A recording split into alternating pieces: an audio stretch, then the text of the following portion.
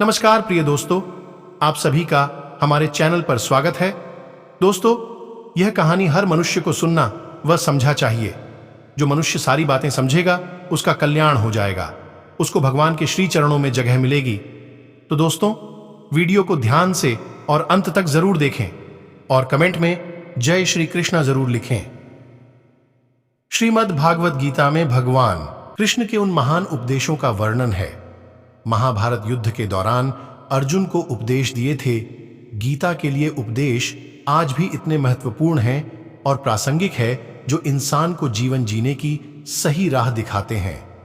दोस्तों, हमने पिछले जन्म में जो भी कर्म किए हैं उसका बदला इस जन्म में जरूर देना पड़ता है।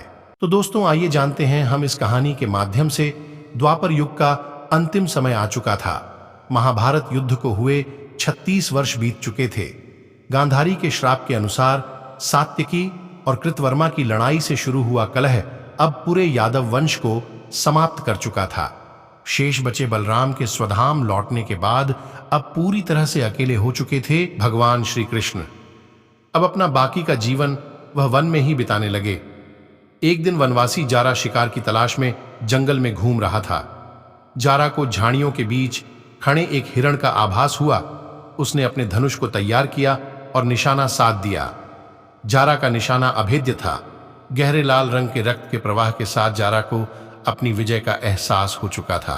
तभी हृदय को चीरने वाली एक दर्द भरी चीख ने उसे एक समय के लिए झकझोर कर रख दिया।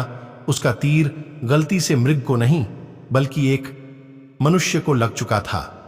जारा ने अपने सामने जो दृश्य देखा उसके बाद उसे खुद पर बहुत क्रोध आया और वह पश्चाताप की आग में जलने लगा, क्योंकि जारा का बाण वहीं झाड़ियों के बीच विश्राम कर रहे एक मनुष्य के पैर में लग चुका था। जारा ने अपने सामने जो दृश्य देखा उसके बाद उसे खुद पर बहुत क्रोध आया और वह पश्चाताप की आग में जलने लगा, क्योंकि जारा का बाण वहीं झाड़ियों के बीच विश्राम कर रहे एक मनुष्य के पैर में लग चुका था, जिसे जारा ने गलती से हिरण समझ लिया था।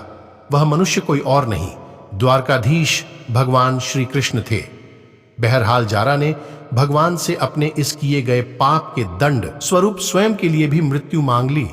जारा को इस तरह रोते बिलखते अपने भाग्य को कोसते हुए देख भगवान श्री कृष्ण थोड़ा मुस्कुराए। जिन्होंने अधर्म को समाप्त करने हेतु महाभारत की रचना की, उन्हें भला स्वयं की मृत्यु की पूर्व निर्धारित विधि कैसे न पता रहती।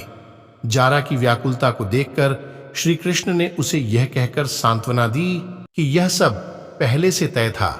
जारा द्वापर युग में भगवान श्री कृष्ण की हत्या का कारण नहीं बल्कि उनके पार्थिव शरीर से मुक्ति का कारक बना है। भगवान ने जारा की उत्सुकता को देख उसे अपने और उसके पूर्व जन्म की कहानी सुनाई कि कैसे उसी के ही हाथों उनका मृत्यु को प्राप्त करना विधि निर्देशित था। पूर्व जन्म यानी त्रेता युग में भगवान राम के अवतार ने महापराक्रमी वानर राज बाली का वध किया था। यद्यपि यह धर्म की स्थापना हेतु जरूरी था, लेकिन युद्ध के नियमों के विरुद्ध था। भगवान राम ने बाली की हत्या करने हेतु छल का सहारा लिया था और बाली पर तीर उन्होंने एक झाड़ी के पीछे रहकर छुपकर चलाया था। जारा अभी तक कुछ समझने की स्थिति तक नहीं पहुंच पाया था। वह समझ नहीं पा रहा था कि उसको यह सब कहानी क्यों सुनाई जा रही है, उसका इससे क्या लेना देना है। खैर, उसका यह संदेह ज्यादा देर तक नहीं टिक पाया जब श्री कृष्ण ने उसे बताया कि वह त्रेता युग में वानर राज बाली था। देवराज इंद्र का पुत्र, वही वानर महावीर जिसके पराक्रम से असुर तो असुर, देवता भी कांपते थे। जारा को यह सब किसी अविश्वसनीय सपने जैसा लग रहा था, लेकिन वह भी मानने को विवश था। भगवान श्री कृष्ण के ऊपर बाण चलाकर उसने अपने प्रतिशोध के अरण को ही चुकाया था। श्री राम से सच्ची भक्ति, प्रेम और समर्पण ही वही कारक थे जिनके चलते स्वयं भगवान को भी उसे यह अवसर देना ही पड़ा। अपनी हत्या का प्रतिशोध जारा रूपी बाली ले चुका था। बिना जाने बिना समझे अर्जुन और जारा ने श्री कृष्ण के शेष बचे उस अंश को समुद्र में विसर्जित कर दिया। उसी पल से द्वापर युग की समाप्ति और कलयुग का आरंभ हुआ। एक और मान्यता के अनुसार जारा वानर राजबाली नहीं बल्कि उनके पुत्र अंगद का पुनर्जन्म था। तो दोस्तों, वीडियो अच्छी लगे तो वीडियो को लाइक, शेयर, कमेंट जरूर करें। अगर हमारे चैनल पर नए हैं तो चैनल को सब्सक्राइब करके बेल आइकन को प्रेस कर दे, ताकि हर आने वाली नई वीडियो आप तक सबसे पहले पहुंचे। Thanks for watching this video. जय कृष्णा।